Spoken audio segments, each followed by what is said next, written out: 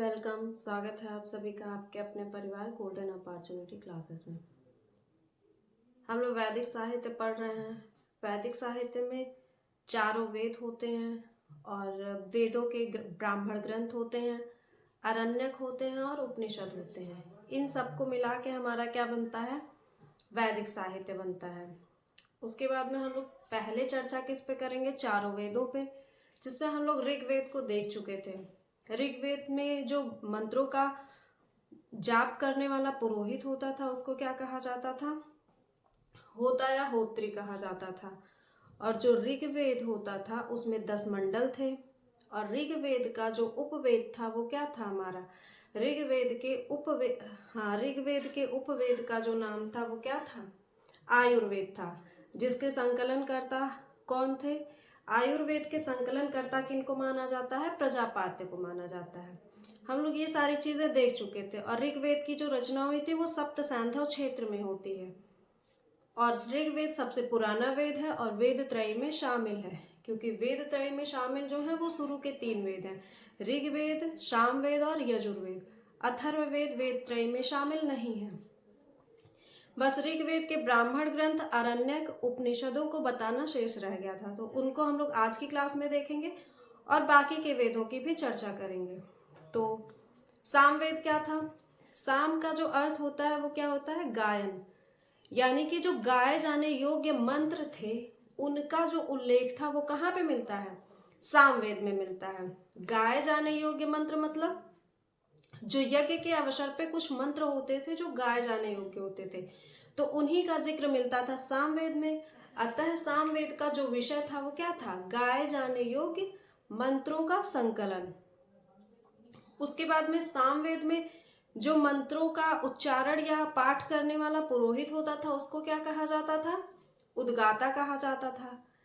ऋग्वेद का ऐतिहासिक महत्व सबसे कम ऋग्वेद नहीं, सामवेद का ऐतिहासिक महत्व सबसे कम माना जाता है। क्यों माना जाता है?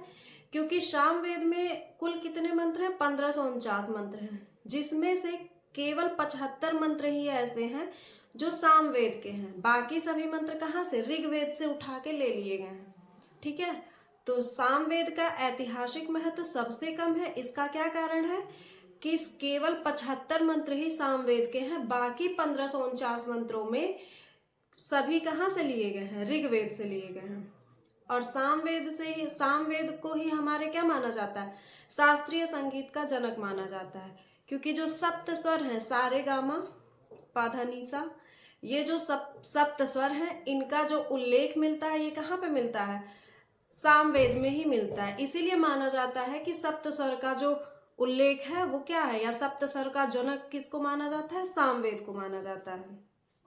ठीक है, सामवेद के जो उपवेद का नाम क्या है? गंधर्व वेद है, जिसके संकलनकर्ता कौन है? नारद को माना जाता है। ठीक है, उसके बाद पहले हम लोग सामवेद को नोट कर लेते हैं, फिर बाकी के दोनों वेदों की चर्चा हम लोग करेंगे। तो आज हम लोगों को क्या पढ़ना है? सामवेद। पहले कल की क्लास में हमने नहीं बताया था ऋग्वेद के ब्राह्मण ग्रंथ। ऋग्वेद के ब्राह्मण ग्रंथ को कल नहीं बताए थे।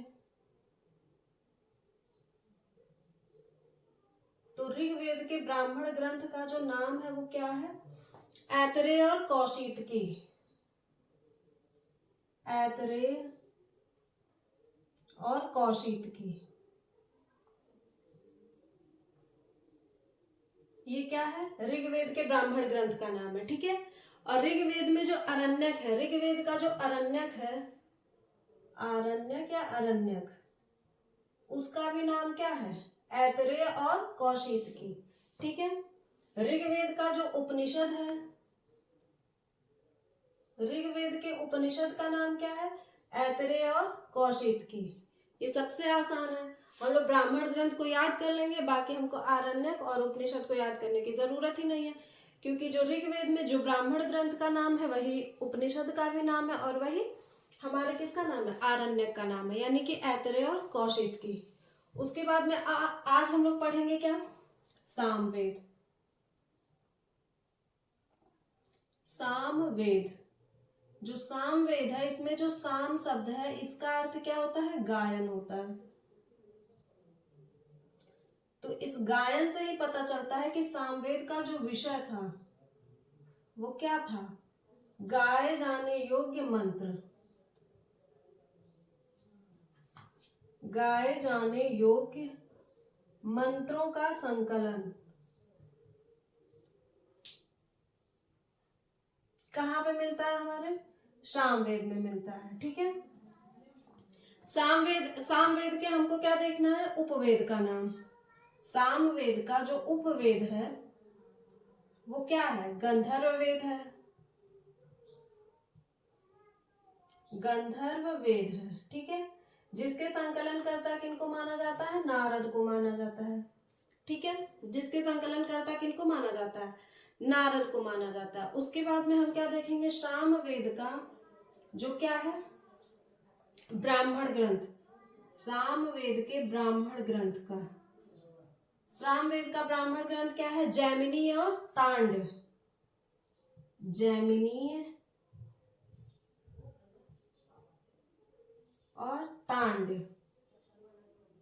इसमें से जो तांड ब्राह्मण ग्रंथ है ये सबसे बड़ा है, और सबसे बड़ा होने का मतलब बहुत बड़ा है, और इसलिए इसको 25 अध्यायों में भी बांटा गया है, जिस कारण 25 अध्याय में बंटने के कारण इसको क्या कहा जाता है, पंचविश। भाई 25 को संस्कृत में क्या कहते हैं, पंचविश ही तो कहते हैं। तो ये 25 अध्यायों में बटा हुआ है, जिस कारण इसको पंचविश भी कहा जाता है, किसको, तांड ब्राह्मण ग्रंथ को। ठीक है, इसके अरण्यक का क्या नाम है, सामवेद का जो अरण्यक ग्रंथ है या अरण्यक है उसका नाम क्या है, जैमिनी और छांदोग्य, जैमिनी और छांदोग्य। उसके बाद अब बचता क्या है, उपनिषद। सामवेद के उपनिषद का नाम क्या है, सामवेद का जो उपनिषद है, जैमिनीय, छांदोग्य और केन, जैमिनीय, छांदोग्य उपनिषद, और अगला क्या आता है, केन। ये सभी उपनिषद किस वेद के हैं, तो हमारे सामवेद के हैं। ठीक है, तो सामवेद में विषय क्या है, गाए जाने योग्य मंत्रों का संकलन है। सामवेद में साम का अर्थ होता है गायन, और सामवेद का जो उपवेद है वो क्या है, गंधर्व वेद है, जिसके संकलन करता किनको माना जाता है, नारद को माना जाता है। और ये है ब्राह्मण ग्रंथ, अरण्यक और उपनिषद। उसके बाद में सामवेद में जो मंत्रों का पाठ करने वाले पुरोहित होते थे, यानी कि सामवेद के जो पुरोहित होते थे उनको क्या कहा जाता था, उद्गाता। सामवेद में पुरोहित को क्या कहा जाता था, उद्गाता। उसके बाद में सामवेद में कुल 1549 मंत्र हैं, जिनमें से मात्र 75 ही सामवेद के हैं।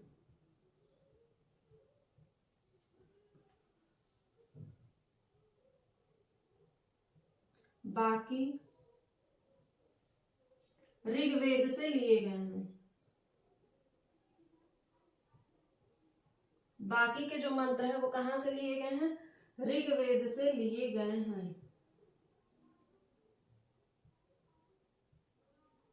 इसी कारण सामवेद का ऐतिहासिक महत्व क्या आता है, सबसे कम।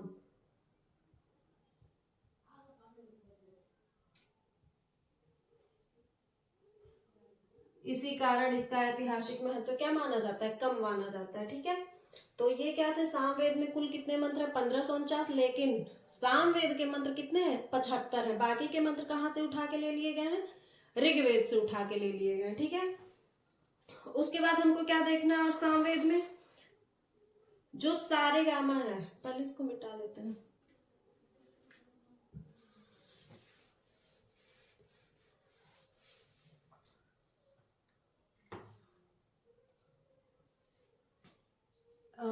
ऐसे पॉइंट बना लेंगे, सा रे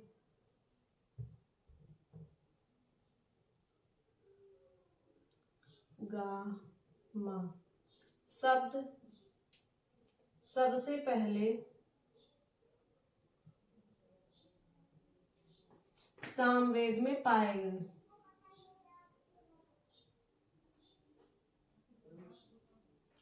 सामवेद में पाए गए,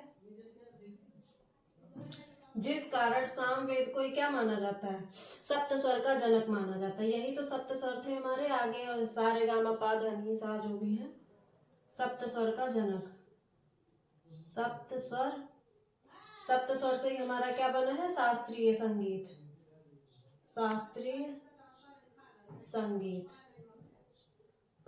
का जनक किस वेद को माना जाता है, सामवेद को माना जाता है। ठीक है, क्योंकि सारे गामा जो शब्द है वो सबसे पहले किस वेद में देखने को मिलते हैं, सामवेद में देखने को मिलते हैं। इसी कारण ही क्या माना जाता है कि जो शास्त्रीय संगीत का उदय होता है वो किस वेद द्वारा होता है, सामवेद द्वारा होता है। ठीक है, उसके बाद में और क्या है, बाकी हमारा अब यहाँ पे इसको भी हम क्या जो बताए हैं, कहाँ गए ये, इस पॉइंट को भी यहाँ पे नोट करवा दे रहे हैं ऐसे कि जो तांड ब्राह्मण ग्रंथ है, तांड ब्राह्मण ग्रंथ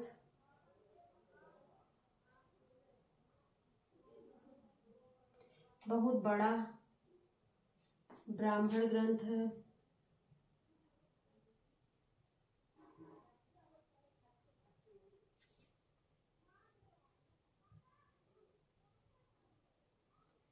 इसको 25 अध्यायों में बांटा गया है। इसको 25 अध्यायों में बांटा गया है।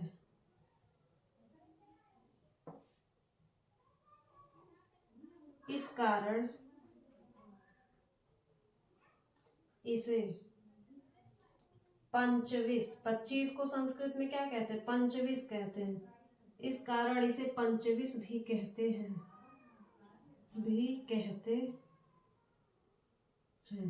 ठीक है।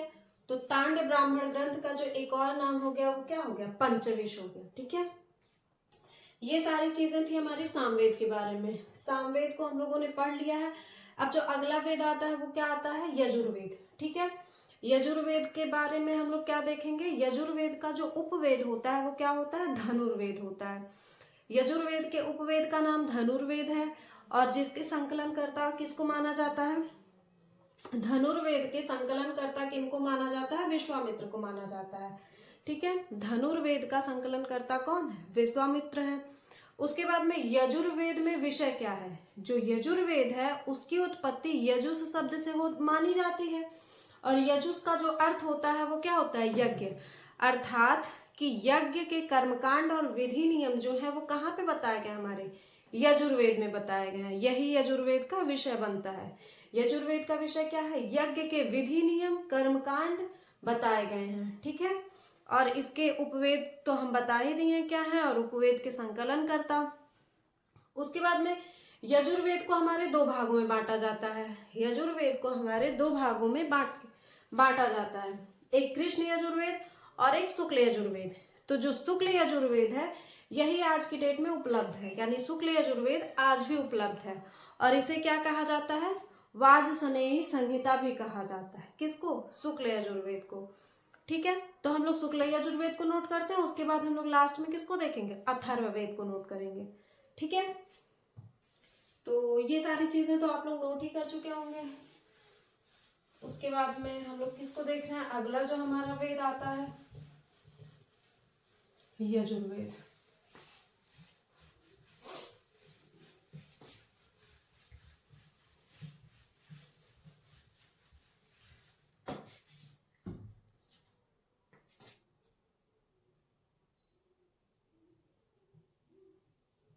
यजुर्वेद, यजुर्वेद जो सब है इसकी उत्पत्ति ऐसा माना जाता है, उत्पत्ति किस शब्द से होती है, यजुस शब्द से। और यजुस जो है इसका अर्थ क्या होता है, इसका अर्थ होता है यज्ञ। ठीक है, यज्ञ होता है। जब यजुस का अर्थ यज्ञ होता है तो इसका मतलब यजुर्वेद में क्या दिया गया, यज्ञ से संबंधित चीजें दी गई होंगी। यज्ञ से संबंधित चीजें दी जाने का मतलब क्या है, यज्ञ कर्मकांड और विधि नियम जो भी होंगे वो सारे हमारे कहाँ पे दिए गए होंगे, यजुर्वेद में दिए गए होंगे। ठीक है, तो यजुर्वेद को हमको क्या पढ़ना है, पहले इसके उपवेद को देखेंगे। यजुर्वेद का जो उपवेद है वो क्या है, धनुर्वेद है, धनुर्वेद। और धनुर्वेद के संकलनकर्ता किनको माना जाता है, विश्वामित्र को माना जाता है, विश्वामित्र। ठीक है, यजुर्वेद का जो हमारे क्या है, ब्राह्मण ग्रंथ है। ठीक है, यजुर्वेद के ब्राह्मण ग्रंथ का नाम क्या है, शतपथ और तैत्तिरीय।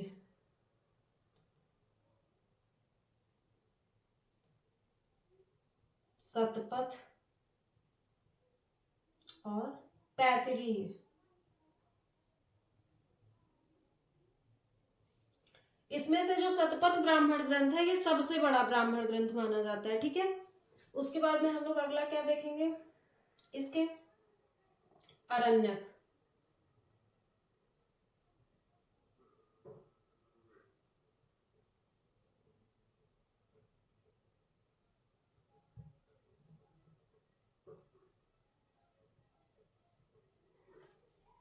बृहदारण्यक,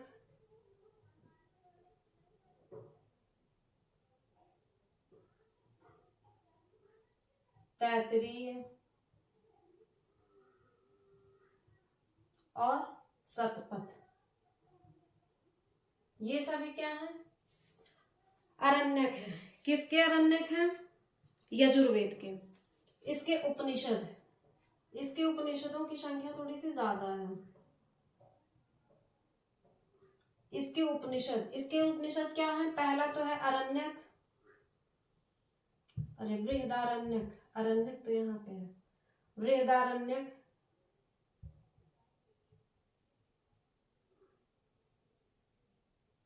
बृहदारण्यक के साथ साथ क्या है, कठोपनिषद है, कठोपनिषद, ईशोपनिषद,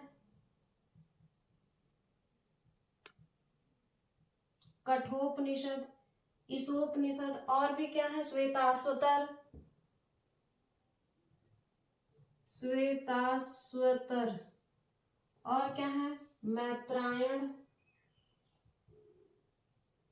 मैत्रायण, और मैत्रायण के साथ साथ क्या है, महानारायण, महानारायण। ये सभी क्या है, इसके उपनिषद है, किसके, यजुर्वेद के। बृहदारण्यक, कठोपनिषद, ईशोपनिषद, श्वेताश्वतर और मैत्रायण और महानारायण। ठीक है, उसके बाद में यजुर्वेद की हम लोग इतनी सारी चीजें देखें, अभी पॉइंट अब इसके बारे में देखते हैं। यजुर्वेद के बारे में जो पॉइंट देखना है वो क्या, कि यह एकमात्र ऐसा वेद है जो गद्य तथा पद्य दोनों में रचित है। ठीक है, तो देखेंगे क्या, यह एकमात्र ऐसा वेद है जो गद्य तथा पद्य, गद्य और पद्य तो आप लोग जानते ही होंगे, गद्य और पद्य दोनों में रचित है। जैसे एक कहानी की तरह से होता है, और एक क्या, गद्यांश और पद्यांश। ठीक है, दोनों में रचित है, गद्य तथा पद्य दोनों में रचित है। यजुर्वेद के हमारे दो भाग होते हैं, यजुर्वेद के दो भाग होते हैं या दो शाखाएं, इसकी दो शाखाएं हैं, किसकी, यजुर्वेद की, इसकी दो शाखाएं हैं। कौन कौन सी, कृष्ण यजुर्वेद और दूसरा शुक्ल यजुर्वेद, शुक्ल यजुर्वेद। इसमें से जो शुक्ल यजुर्वेद है यही उपलब्ध है आज भी, यही उपलब्ध है, और इसे क्या कहा जाता है, वाजसनेयी, वाजसनेयी संहिता, वाजसनेयी संहिता भी कहा जाता है। किसको, शुक्ल यजुर्वेद को कहा जाता है। ठीक है, उसके बाद यजुर्वेद के बारे में और क्या देखना है, इसमें विषय तो भूल ही गया भाई, विषय, यजुर्वेद का विषय क्या है, यज्ञ विधि नियम, यज्ञों के विधि नियम, यज्ञों के विधि तथा कर्मकांड, कर्मकांडों का उल्लेख।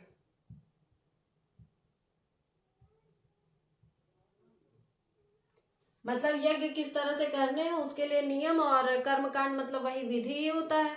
तो अगर पूछा जाए कि यज्ञ मतलब यज्ञों की जानकारी किस वेद से होती है, तो भी हम क्या बताएंगे, यजुर्वेद, क्योंकि वाजपेय यज्ञ, राजसूय यज्ञ, ये सभी यज्ञ होते थे। इस बात की जानकारी कहाँ से होती है, हमारे यजुर्वेद से ही होती है। ठीक है। उसके बाद में जब यज्ञ हो रहे हैं तो अब जो पुरोहित होंगे यजुर्वेद में, पुरोहित, उनको क्या कहा जाता है, क्या कहा जाता है, अधर्व्यु कहा जाता है, अधर्व्यु। पुरोहित को क्या कहा जाता था यजुर्वेद में, अधर्व्यु कहा जाता था। ठीक है। ये थी हमारी यजुर्वेद की कुछ बातें। अब यजुर्वेद की कुछ बातों के साथ साथ हम क्या देखेंगे, सबसे बड़ा जो ब्राह्मण ग्रंथ है वो क्या है, शतपथ, ये हम बताए हैं। तो यहाँ पे उसको भी लिख लेंगे, सबसे बड़ा ब्राह्मण ग्रंथ,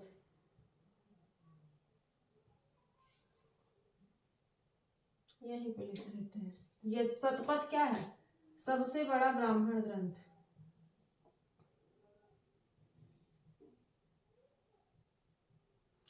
सबसे बड़ा जो ब्राह्मण ग्रंथ है वो क्या है हमारा, शतपथ ब्राह्मण ग्रंथ। और शतपथ ब्राह्मण ग्रंथ के जो लेखक है वो कौन माने जाते हैं, याज्ञवल्क।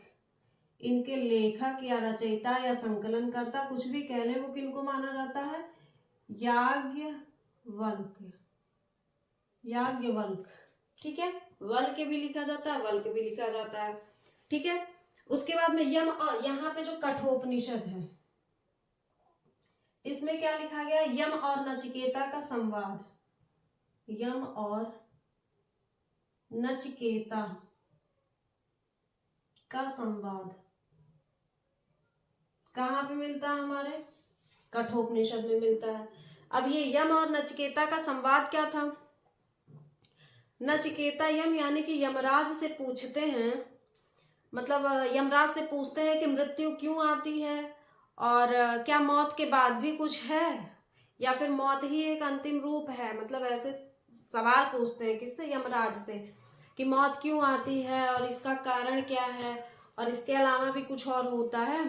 तो उस पे जो यमराज है वो कहते हैं कि मतलब मृत्यु ही क्या है, नियम है, जो आता है वो जाता है, वगैरह वगैरह, यही सब चीजें जो बताते हैं।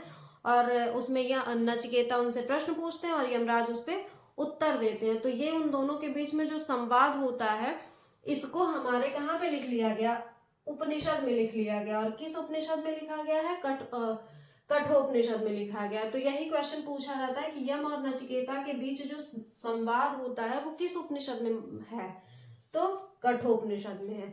और सबसे बड़ा ब्राह्मण ग्रंथ कौन सा है, शतपथ ब्राह्मण ग्रंथ। और शतपथ ब्राह्मण ग्रंथ के जो रचयिता है वो कौन है, वो किनको माना जाता है, याज्ञवल्क्य ऋषि को माना जाता है। ठीक है।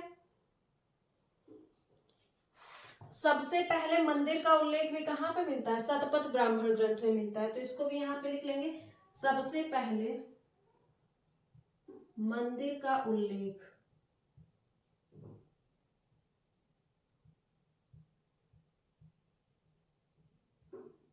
सबसे पहले मंदिर का उल्लेख शतपथ ब्राह्मण ग्रंथ में मिलता है। सबसे पहले मंदिर का जो उल्लेख है वो कहाँ पे मिलता है, शतपथ ब्राह्मण ग्रंथ में मिलता है। इसी तरह से सबसे पहले जो अभी हम पीछे बताया ना, छांदोग्य उपनिषद, तो सबसे पहले कृष्ण शब्द का जो उल्लेख है वो कहाँ पे मिलता है, छांदोग्य उपनिषद में मिलता है। तो उसको भी यहीं पे नोट कर ले, सबसे पहले कृष्ण शब्द का उल्लेख या कृष्ण शब्द का प्रयोग, सबसे पहले कृष्ण शब्द का उल्लेख कहाँ पे मिलता है, हमारे छांदोग्य उपनिषद में, छांदोग्य उपनिषद में मिलता है। ठीक है। ये सारी हमारी क्या थी, यजुर्वेद से संबंधित बातें। उसके बाद में हमारा अगला वेद कौन सा आता है, अगला वेद हमारा कौन सा आएगा, अथर्ववेद आएगा। अथर्ववेद की खास बात क्या है कि यह वेद त्रय में शामिल नहीं है, अथर्ववेद सबसे बाद में रचित है। और जो अथर्ववेद है उसमें विषय क्या है? जादू टोना, तंत्र मंत्र और झाड़ फूंक, चिकित्सा, औषधि, इन सब का जिक्र हमारे कहाँ पे मिलता है?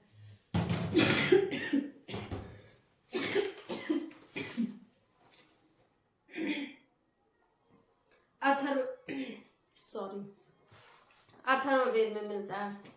तो अथर्ववेद का विषय क्या होगा? तंत्र मंत्र, झाड़ फूंक, या इसी को क्या कहते हैं हम लोग? बाह्य आडंबर भी कहते हैं, और औषधि, इन सब का जिक्र हमारे अथर्ववेद में मिलता है। ठीक है, उसके बाद हम लोग क्या देखते हैं? अथर्ववेद जो है ये अथर्वा ऋषि द्वारा रचित है, और अथर्ववेद में ही क्या, सभा और समिति को प्रजापति की 2 पुत्रियां कहा गया है।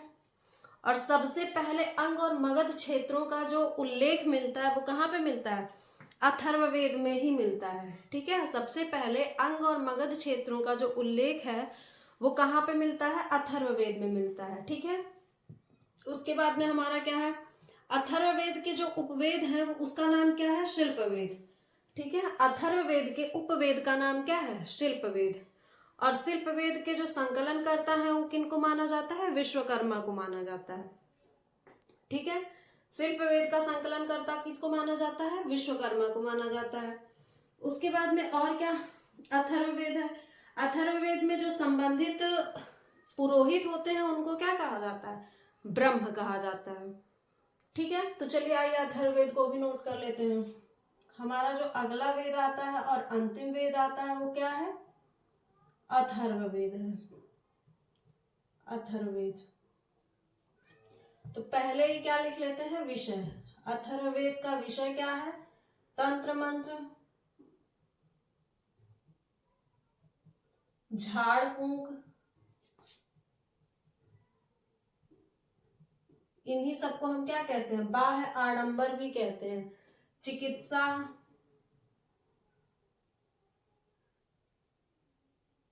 औषधि, जादू टोना, ये ही सब क्या आते हैं? अथर्ववेद के विषय में आते हैं। उसके बाद में अथर्ववेद में जो पुरोहित होते हैं उनको क्या कहा जाता है? ब्रह्म कहा जाता है। अथर्ववेद का एकमात्र जो उपवेद है वो क्या है? शिल्पवेद है। और शिल्पवेद के संकलन करता किनको माना जाता है? विश्वकर्मा को माना जाता है। विश्वकर्मा को माना जाता है। ठीक है, उसके बाद आते हैं हम लोग अथर्ववेद का ब्राह्मण ग्रंथ। अथर्ववेद का ब्राह्मण ग्रंथ जो है उसका नाम क्या है? गोपथ ब्राह्मण ग्रंथ। गोपथ ब्राह्मण ग्रंथ। अथर्ववेद का जो अरण्यक है वह उपलब्ध नहीं है। ठीक है, उसके बाद में क्या बचता है हमारा? अथर्ववेद का क्या बचता है? उपनिषद। उपनिषद, मुंडकोपनिषद, मुंडकोपनिषद,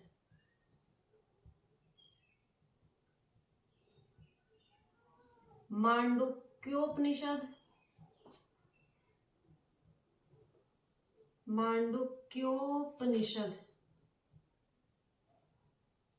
और अगला क्या आता है? प्रश्नोपनिषद।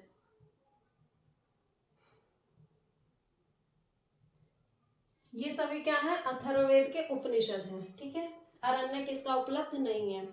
उसके बाद हम लोग क्या देखेंगे इसके बारे में? अथर्ववेद जो सबसे नया वेद है ये तो कहने की कोई जरूरत नहीं है। और इसके पुरोहित को देख लिए, उपवेद के देख लिए, उपवेद का संकलन करता ब्राह्मण ग्रंथ, अरण्यक है ही नहीं, और उपनिषद। उसके बाद बाकी इसमें क्या देखेंगे हम लोग कि पॉइंट बना के यहाँ पे जो मुंडकोपनिषद है, ठीक है, यहां से क्या लिया गया है? सत्यमेव जयते लिया गया है। इसी को पॉइंट में लिखवाना था लेकिन यहीं पे लिखवा दे रहे हैं शॉर्टकट में। सत्यमेव जयते, जो हमारा चिन्ह है ना, सत्यमेव जयते, यहीं से लिया गया, सत्यमेव जयते यहीं से लिया गया। कहाँ से? यही मुंडकोपनिषद से।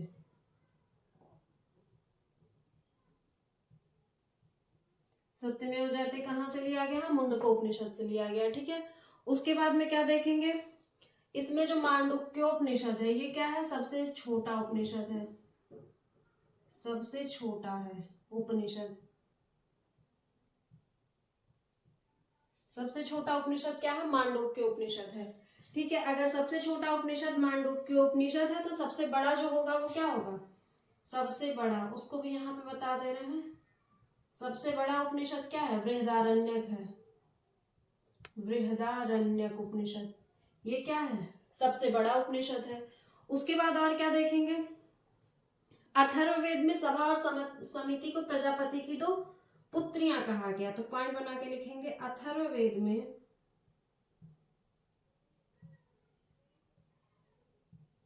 सभा और समिति, हम इनकी चर्चा कर चुके हैं। सभा और समिति को प्रजापति की दो पुत्रियां कहा गया है।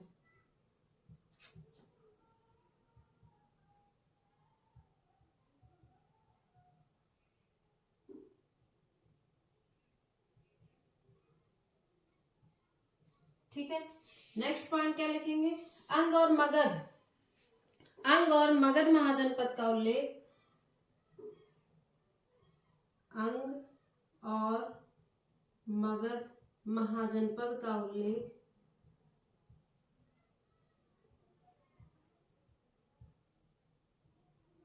सबसे पहले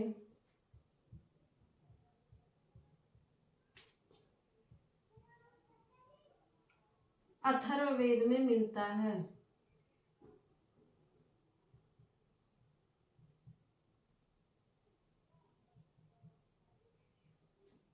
अथर्ववेद जो है यह अथर्वा ऋषि द्वारा रचित है।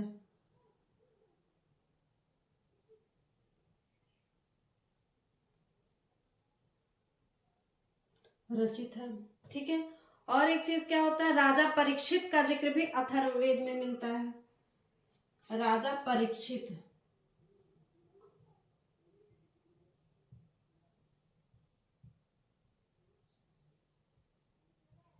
का जिक्र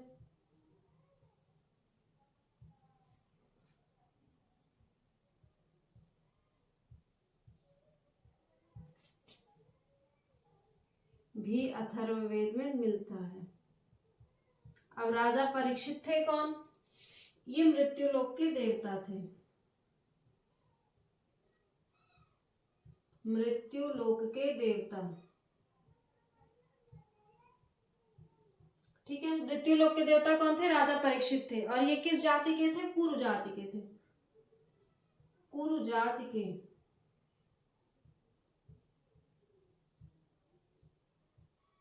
राजा परीक्षित किस जाति के थे? कुरु जाति के। तो अथर्ववेद के बारे में हमको क्या क्या पढ़ना है? यही इतनी सारी चीजें। विषय क्या था? तंत्र मंत्र झाड़ फूंक जादू टोना। और इसमें जो पुरोहित होते थे उनको ब्रह्म कहा जाता था। और उसके बाद में इनका उपवेद जो है वो शिल्प वेद है, जिसके संकलन कर्ता किनको माना जाता है? विश्वकर्मा को माना जाता है। उसके बाद में इनके ब्राह्मण ग्रंथ का नाम है गोपद ब्राह्मण ग्रंथ। अरण्य क्या है? उपलब्ध नहीं है या उपस्थित नहीं है। उपनिषद मुंडकोपनिषद, मांडुक्योप और प्रश्नोपनिषद, जिसमें से मुंडकोपनिषद से क्या लिया गया? सत्यमेव जयते। मांडुक्योपनिषद सबसे छोटा उपनिषद है, तो सबसे बड़ा क्या है? सबसे बड़ा है बृहदारण्यक। उसके बाद अथर्ववेद में ही सभा और समिति को प्रजापति की दो पुत्रियां कहा गया है। और अंग और मगध महाजनपद का उल्लेख सबसे पहले कहाँ पे मिलता है? अथर्ववेद में मिलता है। और राजा परीक्षित का भी जिक्र सबसे पहले कहाँ पे मिलता है? अथर्ववेद में ही मिलता है। राजा परीक्षित थे कौन? ये मृत्यु के देवता थे, मृत्यु लोक के देवता थे। और मृत्यु लोक के देवता इनको माना जाता था। और ये किस जाति के थे? कुरु जाति के थे। ठीक है, तो हम लोग क्या देखे हैं? इतनी सारी चीजें जो देख ली हैं, ये सभी क्या है? वेद। चार वेदों को हम लोग देख लिए हैं। वैदिक साहित्य में अब क्या शेष रह गया? चार वेद हम लोग देख लिए हैं। ब्राह्मण ग्रंथ बच रहा है, आरण्यक बच रहा है और उपनिषद। तो ये सारी चीजें हम लोग धीरे धीरे कवर करते हुए क्या करेंगे? आगे बढ़ेंगे। और उसके बाद में फिर अगली क्लास में बाकी की चीजें जो होंगी उनको हम लोग अगले क्लास में देखेंगे। Thank you.